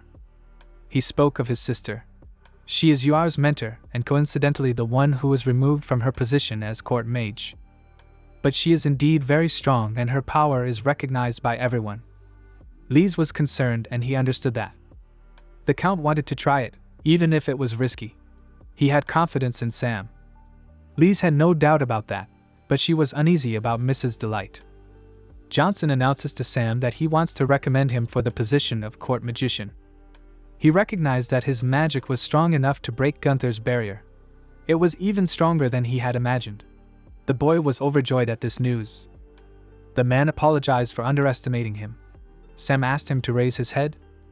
The Count thought he knew what he was capable of, but it turns out he was blind. It was an embarrassment to Johnson. Sam knew he still lacked experience, so he didn't need to apologize. The Count promised to recommend him. Sam thanked him, but asked if it wasn't Gunther who was going to suggest him as a candidate. The man replied that they would both recommend him, but they need more support. Sam asked what that meant. Johnson said his potential is not in doubt, but there is an age issue. So he would like to introduce someone to him. This is Master Delight Sinatra. The Count asked if Uar had ever mentioned that name. The protagonist apologized, but Uar really hadn't said anything. Sam asked who Master Delight was. He is Uar's mentor and a former court mage of the second rank. And he was once known as the strongest mage in the kingdom. The protagonist asked if Mentor Uar was the strongest mage in the kingdom. The latter replied that in the past, yes. But a few years ago, he was defeated and deposed by Albert Frage. Sam concluded that Albert was now considered the strongest in the kingdom. He thought that Uar was the strongest. Johnson replied that Uar was stronger. She just didn't like Albert, and the position of court magician didn't seem to interest her too much. Sam asked if the Earl disliked Albert in the same way. It turned out to be so. Albert is an aristocrat from a rival faction. He has a nasty habit of bullying the weak. He uses his position as a court magician to accomplish his goals. Johnson couldn't stand him. Sam reckoned he wouldn't like him either. He wondered if he would become the strongest in the kingdom if he defeated this Albert. In fact, it was so.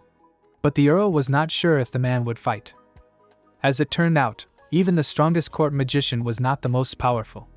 The first place was held by Lady Magnolia. She's a healing mage. She wasn't worth fighting with. Johnson asked if he was going to fight Magnolia. Sam replied that he did not want to get into fights for no reason. The Count knew, but the boy was always getting into trouble. Like with Gunther the other day. The protagonist apologized for it, but that time he was the one who was the victim. Behind him, Gunther came up to him. Sam asked him not to touch him or wander around someone else's house in his bathrobe. Gunther said that Ulrich used to use this bathtub before, and now Sam did as well. He reported that he had a great bath. He hadn't changed a bit. It seemed to Johnson that they were getting off topic. He wanted Master Delight to recommend Sam for the position of court magician and asked what Gunther thought of it. The latter was in agreement. He thought Sam should meet the master. It would surely be a useful experience. The Count understood that. However, Master Delight's influence was still strong. Gunther apologized for talking and leaving his hubby out. This did not please Sam. The one said that Master Delight is a magnificent magician. In his prime, he could probably break through his barrier. Sam wondered if he had become more difficult to fight with age. As it turned out, he was not that old. Gunther said that ever since he was stripped of his position as court magician, he had begun to drink alcohol to fuel his grief and had ended up wallowing in it. Lise asked Gunther to be more tactful. As it turned out, Master Delight drank more and eventually stopped using magic. Now his daughter Francesca is looking after him. He used to have many apprentices. Now there are none. Gunther complimented that he is difficult, but by no means a bad person. And he has always had a passion for magic. Lise said that however after those events he started to resort to alcohol. Now there is no trace of the man he used to be. The only remaining student was Uar. Sam remembered her. The Count asked him to decide for himself if he wanted to see Mr. Delight after this story. No need to force himself. Sam asked if it was for his own good. Johnson hoped that the meeting with the master would bring about some change in the lad. Sam realized this. If he was Uar's mentor, then he was his mentor too. He would like to meet him. The Count decided to organize a trip. Lise called Sam for a word. She had a request for him. He replied that if Lisa asked him for something, he was willing to do anything. She laughed. The girl said that it was very nice of him, but he should not tell a woman that he was ready for anything. It could lead to irreparable consequences. But today she has a serious request. Concerning Miss Delight. Master Delight's daughter, Francesca, that is, Fran, is her friend. Sam did not know this. Fran still hopes for Master Delight's return. So she asked to leave it to her. The protagonist promised to do his best to help her as Uar's apprentice. Lisa hugged him and thanked him. Sam was embarrassed. She said he was so nice that she just couldn't help herself. The guy wasn't particularly pleased that she called him cute. Lise said he was right. After all, Sam is not a girl.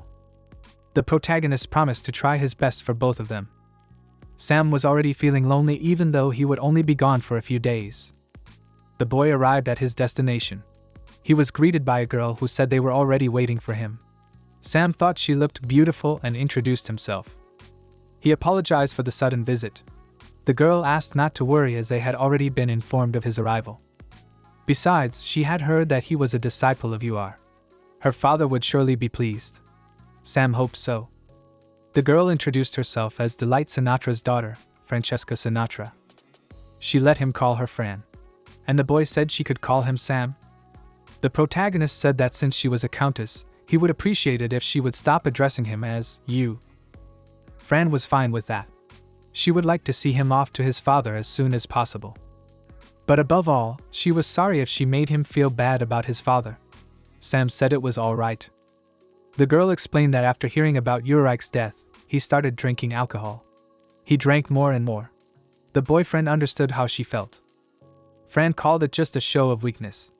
It sounded cruel to the protagonist. She said that Sam, despite his young age, was able to come to terms with the death of his dear mentor. Therefore, even she was ashamed of her father. He had many memories of UR.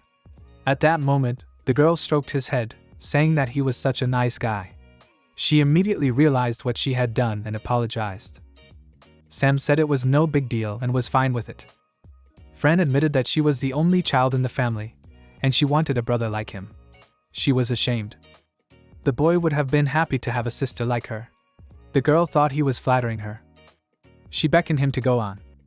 Sam thought it was amazing the large number of places to learn magic. Fran explained that his father had many apprentices, but all of them were not needed now. The boy asked if it was true that Albert had stripped him of his title of strongman and removed him from his position as court magician. The girl replied that it was not quite true. It was true that Albert had stripped him of the title of strongest, but his father voluntarily gave up the position of court magician. Sam was surprised. He couldn't bear the embarrassing defeat in front of His Majesty. Things might have turned out differently if Albert had been a decent man. But he is a coward, a bully, and a scoundrel who likes to bully the weak. Father couldn't bear to be defeated by such a man. Sam asked if she knew Albert. According to Fran, he only comes to their house to bully her father. He even asked her to be his wife. He makes fun of them now and then. The girl apologized for getting personal. Sam also apologized for needing to ask about it. Fran said it was okay. She asked not to talk about Albert in front of her father. They stood in front of his room. The girl, opening the door, hoped he had not been drinking. She told her father that he had a visitor. Mrs. Ulrich's pupil, Samuel Schate, had come to see him. Fran apologized to the boy. She told him not to drink. Sam said it was all right. He was glad to meet him. The protagonist introduced himself. He complimented that he was an apprentice of Ulrich Schate Walker.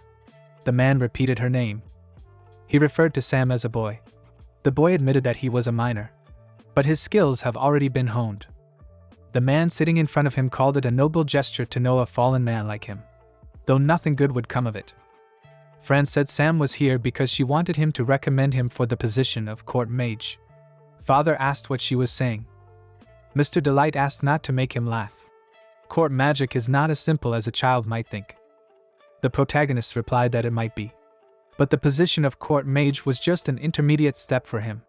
He is a disciple of UR and aspired to become the strongest.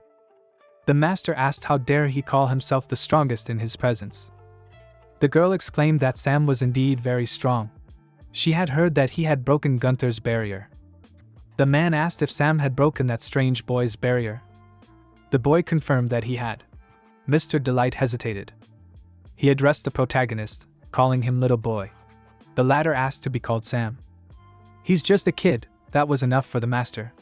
The master asked if the kid was definitely more than confident in his abilities. Sam replied that UR had trained him well. Fran's father said that if the protagonist was so bold about it, he should see what he could do. If he, calling himself UR's apprentice, uses only boring magic, he will kill him on the spot. Sam was going to fight with gusto and surprise Fran with his statement. This is a good opportunity for him. He wanted to see how effective his magic was against this man. Sam's words enthralled the master. The man was about to get up. The boy and Fran glanced over. The girl said her father didn't need to drink so much. According to him, he didn't drink that much. He asked Sam not to leave and to wait until he had taken a bath and sobered up. The protagonist told the man to take his time and be sure to drink plenty of water. Fran asked what kind of magic Sam used. After all, her father said he was going to fight him. She couldn't believe that he wasn't going to drink all day. Her father hadn't used magic in years. His passion for it had long since faded. Guy thought Master Delight's passion for magic had not faded, but Fran didn't think so. Sam asked her to just take a look, and she'd know right away. He saw before him an open magic book, a carefully polished magic wand. The circumstances the wizard faced made him despair. But he still could not give up magic. Sam loved magic too, so he understood it. The book was without a single speck of dust. No doubt his love of magic is immense. The guy didn't think he had given up magic for alcohol. The girl thought he was trying to outdo Albert. She knelt down on her knees and covered her face with her palms. Fran realized that her father had not yet given up magic. She was crying, so Sam held out a handkerchief to her. The girl said thank you for it. Suddenly she noticed something. The protagonist heard some noise at the entrance. He called out to Ms. Fran. The girl realized what was happening and ran to the entrance. Sam asked what had suddenly happened. He ran with her. It was sudden. Fran replied that the guy had come. Sam was surprised. Standing in front of them was a man who introduced himself as the greatest magician in the kingdom, Albert Frage. He asked how long they were going to keep him waiting. Fran called him by name. The man reminded her that he should be called Master Albert, and said this is what happens when a girl has no manners. Sam didn't understand how this uncouth guy could be the strongest in the kingdom. The girl didn't know what he wanted. She wanted to speak of her father, but he interrupted her. He wasn't here for that perpetually drunken loser. The boy said he was more interested in Francesca. According to him, it was time for her to come back to him. He wanted her to be his wife. They asked who would even want to be her. Sam didn't realize what kind of guy this was. He wanted to beat the crap out of him right now, but Mrs. Fran was still hanging on. The protagonist realized that now was not the best time for him to show up. Albert asked her to think about it. If she became his wife, he would take care of her dog. And he might even recommend her for a position as an officer in the Royal Army. She's in debt, and all she has left is this mansion. Even her father's last apprentice is gone. He felt she had no choice but to sell her body for survival. Fran slapped him. She declared that she would not tolerate insults, and she believed her father would come to his senses. Besides, it was better to sell her body than to become his wife. Albert replied that he had been too kind to her, and she was getting cocky. He said she should watch her tongue and was going to hit her with all his might. At that moment, Sam covered the girl with his body and took the blow for himself. Albert didn't realize what he was doing here. The protagonist called his name. The insolent man recognized the boy as the dead Ulrich's apprentice. He couldn't believe the kid was her apprentice. According to him, she had lived in vain. Mrs. Fran asked him to stop. Sam said it was all right. He didn't care what Albert said. He was angry. The protagonist complimented that he raises his hand to the woman. Threatening. Sam called him rude and explained that Albert was only capable of doing it and calling himself the strongest. It was disgusting of him. Albert asked to cut the crap and asked what Sam wanted from him. The protagonist challenged him to a duel. He wanted the title of court magician and the strongest man in the kingdom. Mr. Delight realized that Sam was going to fight Albert, and the latter cheerfully confirmed it. The lad could not allow such a man to be a court magician, much less call himself the strongest among them. The man called him an idiot, but Sam replied that maybe he was. After all, Albert is still the strongest man in the kingdom. Such people are not usually fought with. He wanted to thank the guy for standing up for his daughter. After all, he is her father, and he even started to worry. That humbled the girl. The master complimented that he only said it for propriety. He was surprised that Albert just walked away. Mr. Delight thought the man would eat Sam alive right there. The protagonist didn't know why, but Albert was enthusiastic and passionate about something. Fran picked up on the fact that, judging by the look on his face, he was up to something. The man turned to Sam, calling him a boy, which again displeased the latter. He asked if they had a chance of winning. Sam was sure they did. The master asked if it wasn't just that. He said it was not that simple because his status was at stake. Mr. Delight pondered whether or not the kingdom would approve. Fran asked what he meant. Thoth turned to Sam. Court mages are originally under the king's authority. The duel must be approved by the aristocracy and the king. No matter what Albert says, if he doesn't get all the approvals, it won't work. The protagonist thought that if he won, the king would recognize all his merits. But this was too optimistic an approach. Mr. Delight explained that only if approval for the duel could be obtained. Fran said that Sam was risking his life. The master agreed that kill or be killed, no other way. The boy is determined not to lose. The man said he says that because he has never fought him. The protagonist decided to question who is stronger, you are or Albert. He answered without a doubt that you are. Mr. Delight thought about the fact that she had been defeated by her illness after all. He did not understand why the apprentice died before his mentor. He supplemented that it was getting damp. Sam apologized for the tactless question. But if that's the case, he can win. After all, he had inherited a lot from his mentor. The master noted that the boy was determined. There is no shortage of courage in him. He asked him to go home tonight. Sam wanted to contradict him. Mr. Delight will consider recommending him for the position of court wizard. But first the duel must be dealt with. Some rumors have recently reached him. Maybe approval for the duel will be given, maybe not. The protagonist asked what the rumors were. The man replied that the aristocrats behind Albert wanted to demonstrate their power, mainly. He must not mind it at all himself. The master asked Sam to come early tomorrow. It was to prepare for the fight with Albert. What he meant was that he was willing to watch over his granddaughter's apprentice. Guy and Fran were surprised. The protagonist asked if he was sure. The man said not to expect much from a drunkard. The man tried to make it clear that he was not worried about the guy. This was a display of tsundere. He sent Sam home and asked his daughter to take care of the rest. Fran accompanied him until he left. She told him thank you. The girl could not believe that her father cared for him. Sam was very pleased. She hadn't seen him so cheerful in a long time. It was all thanks to the main character. He's been like this ever since he lost UR. She's sure he saw in him what his mentor left behind. Sam thought that if that was the case, it was very cool. The girl had no doubt that it was. She felt it too. She picked up on the fact that Sam resembled UR with her aura. The boy didn't know if that was true, and asked Anne. Fran replied that by many things, but especially by the way he confidently confronts any opponent. The protagonist thought that it was really like UR. They asked him not to overdo it. Sam didn't intend to. He would defeat Albert without any effort. She had something to add. The girl asked if he was afraid. If she were in his shoes, she wouldn't be able to go up against Albert. It is, after all, so frightening. The boy was not afraid. Besides, Fran was confronting him too. It was amazing. The girl was embarrassed. Sam knew she was very strong. He promised to protect your loved ones to the last. Fran was grateful for that. She cheered for him with all her heart and knew that he would not let that creep defeat him. Sam thanked her. That evening Sam and Albert's duel was approved by the kingdom. It would take place in a week's time. It was a conversation between the master and the apprentice in the past pour. Mr. Delight turned to UR. He asked what was the point of her staying with him if she was so strong. She wanted to learn the things she needed to learn. She still had things to learn. The man asked her to stop calling him master. He was uncomfortable.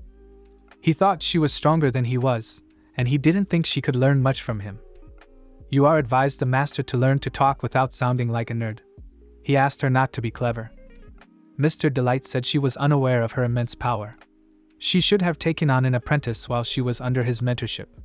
The girl laughed and asked him not to joke like that. UR replied that if she took an apprentice, this world would be turned upside down. The master wondered when fate would have him die. At that time Fran called out to him. He was about to start training with Sam. Mr. Delight asked to listen to him. He said he'd watched the boy for a week, but there was almost nothing he could teach him, especially when it comes to magic. He recognized that Sam was stronger than him. The boy turned to him. The man complimented that the protagonist had experience. He was sure that traveling with UR had taught him a lot. He was also trained in the taijutsu of Lizaroth. With all this, there was only one thing the master could do. Mr. Delight stepped forward. He pounced on Sam. The master noticed that he had excellent speed. The boy thought that if he had reacted too late he would be dead. His body strengthening was so natural and effortless. As expected, it was definitely an UR disciple. Even though the master couldn't teach him magic, at least he would make him fight him to exhaustion. Suddenly something was wrong with Sam's eyes. It seemed to be the end. But Sam was alive. Remembering Albert, Mr. Delight said that people can be corrupt. But on the battlefield it doesn't matter who your enemy is. If a guy decided to kill him, he should act. He must not leave him the slightest chance of winning. Just then Sam felt the master killing him. And yet he didn't die. You can only understand something like this if you've experienced it firsthand. Mr. Delight let out a flame and said that Albert's was not like that at all. Sam thought of UR and wanted to give his best. He was going to use all his skills. Suddenly Sam stopped the master. The latter was amazed at his abilities. Gunther's voice rang out in the mansion, who had just learned that Sam had challenged Mr. Albert to a duel. He asked why on earth Sam was going to duel Mr. Albert. Father and daughter were surprised that he was still here. Gunther exclaimed that he was Sam's wife. Lise objected that he was not. The Count noticed that the boy was assertive and asked them both to sit down. According to Lisa, she never would have thought that Sam's duel with Albert would be approved. Johnson was in agreement with this. He would have liked to see the whole story in real time if he had been able to. He didn't understand why it had to end in a duel, no matter how many times he listened. Gunther said that Sam's decision to protect Francesca was reasonable.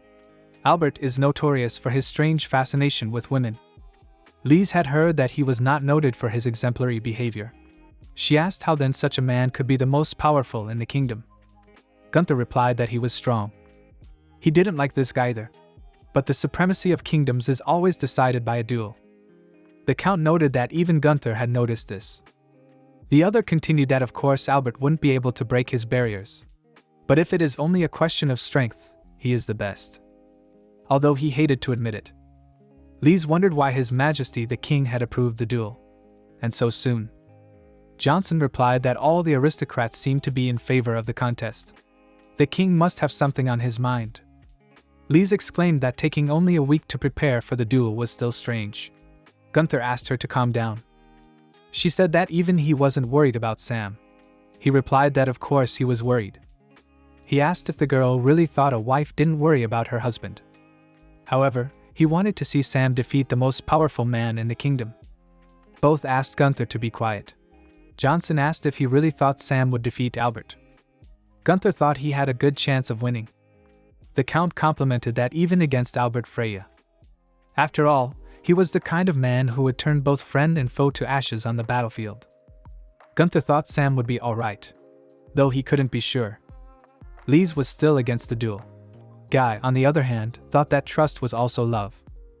The Count replied that he felt the same way. But the decision to duel had already been made. It cannot be undone. In addition, Master Delight agreed to look after Sam. Gunther was surprised. Lise was sure that Francesca was greatly relieved. Johnson felt that apparently meeting Sam had changed him. He knew that arranging a meeting between Sam and Master Delight was the right thing to do. He was more concerned about something else. He hoped Sam wouldn't do something stupid in the presence of His Majesty the King. Gunther had said that it was quite possible. Both Ulrich and Sam seem to be very belligerent toward people they don't like.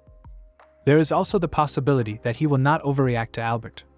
According to Lise, UR has screwed up like that several times, so she was afraid for Sam. Earl said they were so much alike. Albert thought of Sam with anger. The boy had humiliated him in front of Francesca. He recalled that he was Ulrich's apprentice. According to him, the wretch was not even of age yet, and he had decided to challenge him, the most powerful man in the kingdom, to a duel. A man appeared behind him. The man remarked that despite his age, Sam was Ulrich's apprentice. Of course, he had no chance, but accepting the challenge to duel was wise. Toth was sure of it. Albert was going to rip him to shreds in front of everyone. A nearby man reminded him that he had a ring. The boy told the man that he had promised to keep it a secret. He also asked not to worry, Albert and he were here. Besides, the man had spent a fortune to get this ring. He reminded the guy who made him the most powerful in the kingdom. Albert asked him to shut up. He was going to make Sam pay for mocking him. The most powerful man in the kingdom was about to bare his fangs.